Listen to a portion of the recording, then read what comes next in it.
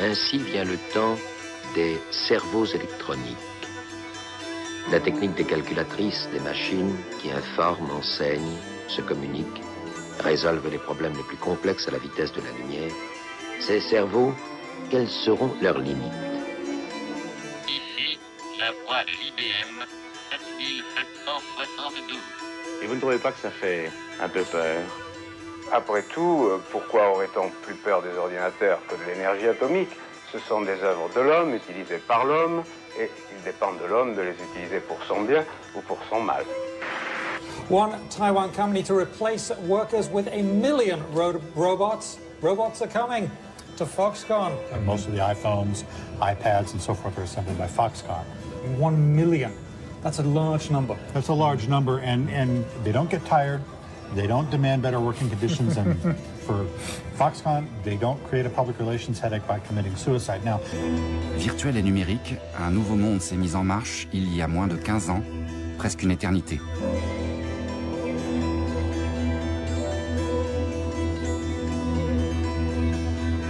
Petit à petit, nous avons laissé entrer les machines dans nos vies, au travail, dans nos loisirs, partout.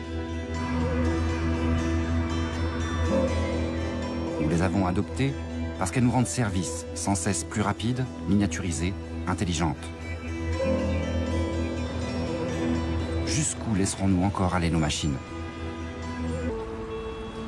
Nous sommes en train de vivre une mutation prodigieuse, comme il s'en produit sans doute tous les 1000 ans ou tous les 2000 ans.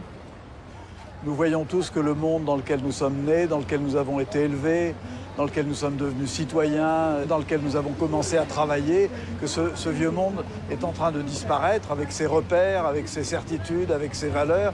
Et nous entrons dans un nouveau monde qui, pour une bonne part, n'a pas encore été pensé. Donc nous faisons l'expérience de l'impensé. Je veux dire par là que depuis une vingtaine d'années, les progrès technologiques ont été plus vite que la pensée. Le transhumanisme, c'est l'idée que les humains et la technologie sont en train de fusionner et que les humains vont devenir plus que ce qu'ils sont biologiquement, car ils vont utiliser de nouvelles technologies et de nouvelles sciences afin de se transformer pour aller au-delà de leur moi naturel, historique et biologique. Dans la décennie à venir, ces téléphones portables qu'on utilise vont disparaître à l'intérieur de nos vêtements. Nous les porterons au dos de nos mains, avec des afficheurs en cristaux liquides organiques, si minces qu'ils ne pèseront pas plus que ma montre. Nous pourrons constamment savoir ce qui se passe autour de nous. Nous pourrons échanger avec nos ordinateurs et ils nous répondront.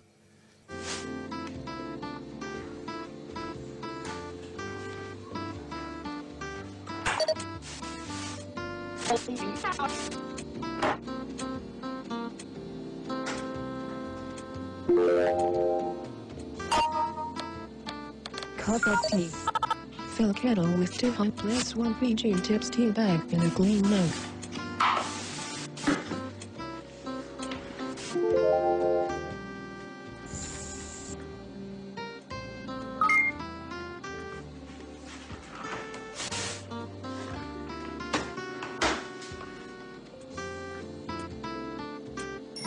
Carefully pour boiling water into the mug.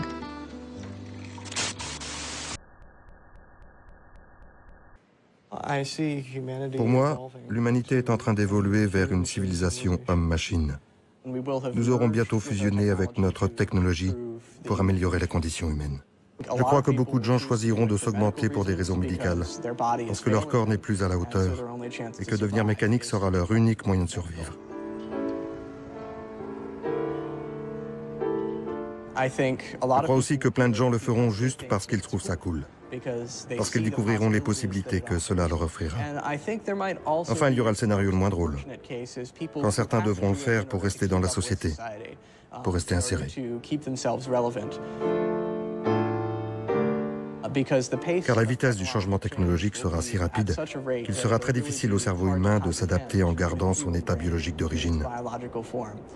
Et la fusion au moins partielle avec les machines permettra aux gens de faire face à la vague d'informations qui les submergera bientôt. L'humain serait donc insuffisant avec son corps faillible aux capacités limitées. Et pourquoi pas bientôt obsolète, malgré une course effrénée pour tenter de suivre le rythme du progrès technologique. Si on pouvait découpler l'individu de son corps biologique et faillible, on ne serait plus obligé de considérer la mort comme aujourd'hui.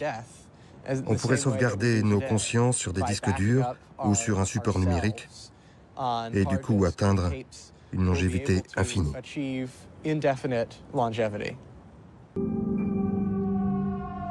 Un monde machine verrait donc bientôt le jour avec à la clé une promesse d'immortalité.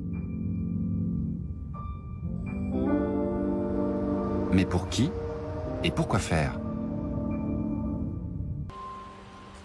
La science et les techniques nous conduisent au dépassement de nos propres limites et donc au dépassement en effet de la souffrance, de la maladie, de la dépression, de tout ce qui est considéré comme étant négatif. Il y a là une dimension religieuse de substitution qu'on ne peut absolument pas ignorer, même si c'est présenté comme étant tout sauf une religion, puisque précisément c'est présenté comme étant le résultat ou le prolongement naturel des avancées de la science ou de la technique. L'accès à des technologies de plus en plus sophistiquées, de plus en plus coûteuses, ne travaille pas nécessairement une amélioration du bien commun, elle peut être un projet pour une élite. Alors ça veut dire inscrire une fracture violente dans l'humanité qui pose un problème politique, mais je pense un des problèmes politiques majeurs pour l'humanité aujourd'hui. Ces gens-là sont prêts à laisser sur le bord du chemin, en attendant leur disparition finale, une bonne partie de l'humanité. Il n'y a pas besoin d'exterminer. Il y a des gens qui s'effaceront parce qu'ils seront moindres. Ils seront moindres et donc condamnés à disparaître. Donc quelque part, il y a une espèce de césure acceptée, de fracture acceptée.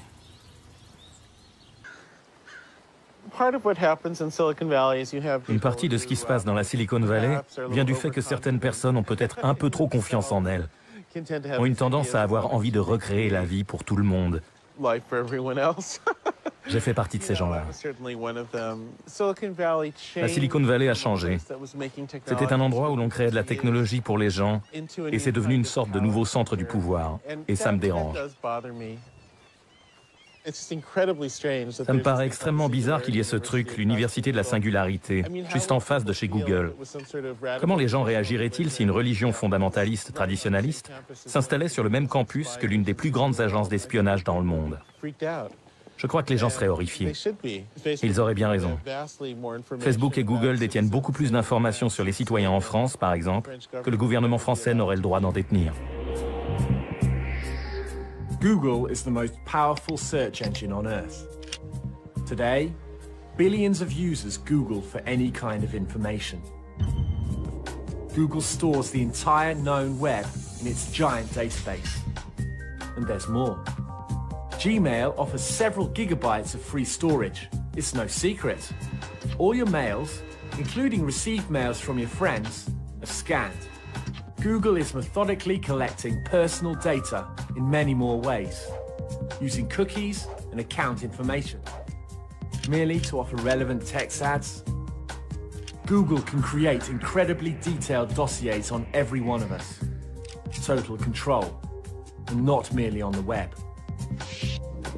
Google is conducting research in the fields of molecular biology and genetics. What if Google had a file on you, even including your entire genetic data? Every human being would become completely transparent. Ce n'est pas tant que les gens qui dirigent les serveurs espions géants souhaitent diriger le monde, ne sont pas mégalomaniaques. Non, c'est plutôt une croyance dans le fait que les systèmes d'information et d'analyse vont perfectionner la vie.